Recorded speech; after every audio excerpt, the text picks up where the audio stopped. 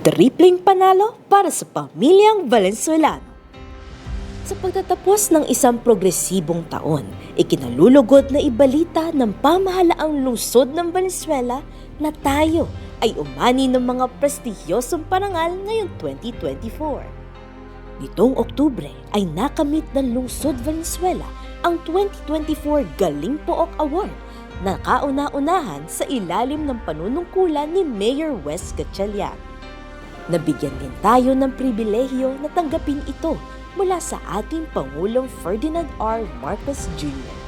Kinikilala ng Galing Pook ang husay at pagka-inobatibo ng ating Child Protection Policy at Child Protection Center na naglalayong magbigay ng nararapat na proteksyon sa mga kabataan kontra sa karahasan.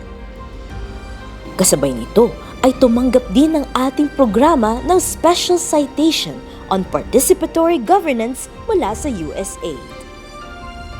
Nitong Nobyembre ay nakamit naman ng pamahalaang lungsod ng Valenzuela ang ikalawa nitong Seal of Good Local Governance mula sa Department of the Interior and Local Government na nagpapatotoo sa ating dedikasyon sa transparency, accountability at good governance na nadarama sa ating mga pulisiya at programa. Matatandaan na nakuha natin ang ating kauna-unahang SGLG noong 2023. At bilang isang magandang pagtatapos sa taon, ay napanalunan naman ng Lungsod Valenzuela nitong Disyembre ang First Place Gawad Leal bilang Outstanding LGU sa 2024 National Literacy Awards.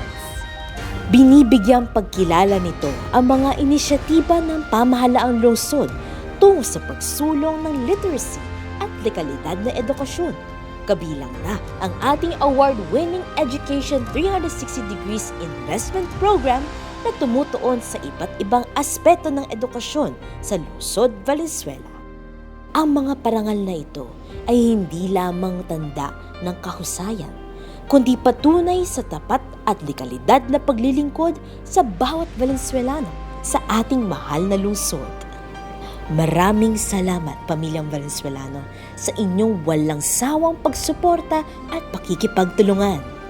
Sama-sama nating ipagpatuloy ang tagumpay at progreso sa lungsod Valenzuela sa taong 2025.